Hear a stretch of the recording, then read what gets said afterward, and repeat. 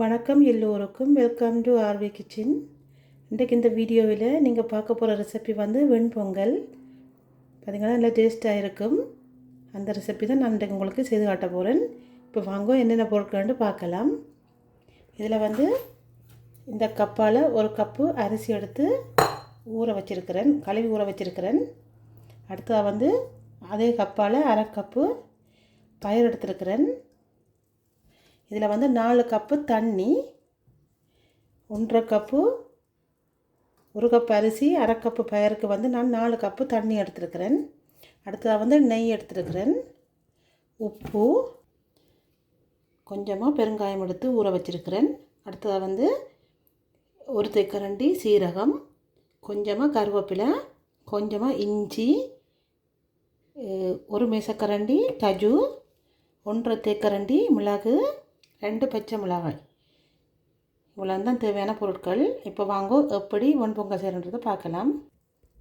பார்த்திங்கன்னா முதல்ல வந்து அரிசி வந்து கழுவி ஏற்கனவே எடுத்தாச்சு. அடுத்ததாக வந்து பருப்பு, இதை இதில் போடுறேன். வந்து குயிக்காக ஆவியறதுக்காக நான் ஊற வச்சேன். நீங்கள் ப்ரெஷர் குக்கரில் போட்டு அவிக்கிறண்டால் அதிலையும் போட்டு அவிக்கலாம். அடுத்ததாக வந்து தண்ணி,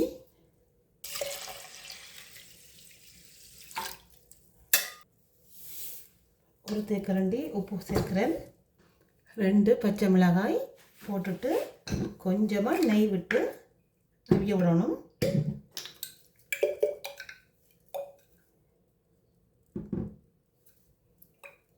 கொஞ்சமாக நான் நெய் சேர்க்கிறேன். சேர்த்துட்டு இப்போ அடுப்பு ஆன் பண்ணி அவிய விடுவோம். இது வந்து நல்லா அரிசியும் பருப்பும் நல்லா கரைஞ்சி வரணும். அது வரைக்கும் நல்லா அவிய விடணும். இப்போ வந்து நல்லா அவிய விட்டுட்டு பார்ப்போம். இப்போ பாருங்க அப்படி வந்து அவிஞ்சி வந்திருக்கண்டு நல்ல வடிவாக அவிஞ்சி வந்துட்டுது. கிட்டத்தட்ட 23 நிமிஷம் எனக்கு பிடிச்சது வந்து அவிகிறதுக்கு வந்து இது ரெடி ஆகிட்டுது. அடுத்தது வந்து தாளித்து போடணும். இதை வந்து அடுப்பணி பாட்டுவோம். அடுப்பணி பாட்டிட்டு சட்டியை வச்சு அடுப்பை ஆன் பண்ணுறேன். சட்டி வந்து சூடாகட்டுக்கும். பார்த்திங்கன்னா சட்டி வந்து சூடாகிட்டுது. நான் இதில் ஒரு கொஞ்சமாக நெய் சேர்க்கிறேன். கிட்டத்தட்ட ஒரு 3 மேசக்கரண்டி நெய் சேர்க்கிறேன். நெய் வந்து சூடாகிட்டுது. சீரகம், மிளகு, இஞ்சி,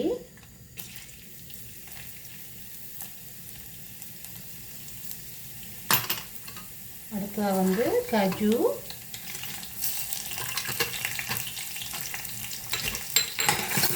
அடுப்பு வந்து ஒரு அளவான சூட்டில் விடணும். அடுத்ததாக வந்து கருவேப்பிலை எல்லாத்தையும் போட்டு நல்ல வடிவாக கலந்து விடணும்.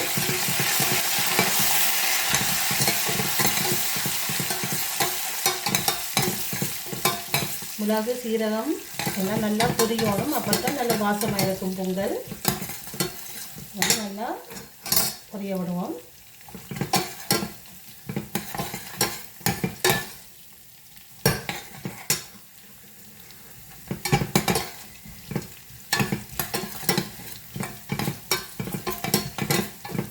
நான் வந்து பச்சை மிளகாய் வந்து போட்டு அவிய விட்டேங்க. அதில் வந்து இதில் போட்டு வதக்கல. நீங்கள் விரும்பினா போட்டு வதக்கலாம்.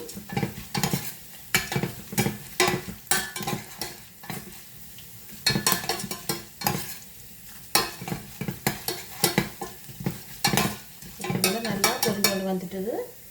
அடுத்ததாக வந்து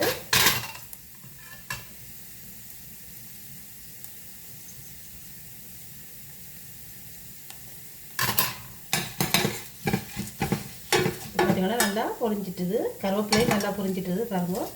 அடுத்ததாக வந்து ஒரு 1.5 தேக்கரண்டி வந்து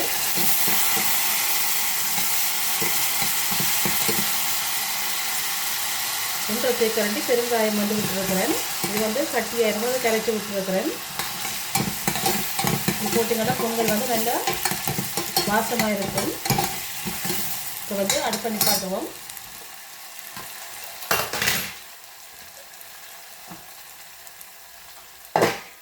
பார்த்தீங்கன்னா இப்போ இதை வந்து பொங்கலில் வந்து விட போகிறேன். எல்லாத்தையும் பொங்கலோட வந்து போட்டு அதுவாக கலந்து விடணும்.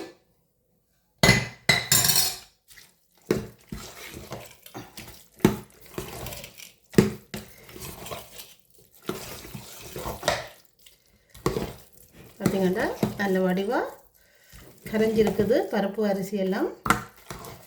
வெண்பொங்கல் வந்து ரெடி ஆகிட்டுது. இந்த ரெசிபி பிடிச்சிருந்தால் நீங்களும் இதே போல் ட்ரை பண்ணி பாருங்க. என்னோடய வீடியோ வந்து நிறைய பேர் சப்ஸ்கிரைப் பண்ணாமல் பார்த்து கொண்டிருக்கிறீங்க. சப்ஸ்கிரைப் பண்ணிவிட்டு பாருங்க. இந்த வீடியோ பிடிச்சிருந்தால் லைக் பண்ணி ஷேர் பண்ணி சப்ஸ்கிரைப் பண்ணுங்க. இன்னும் ஒரு வீடியோவில் சந்திப்போம். நன்றி, வணக்கம்.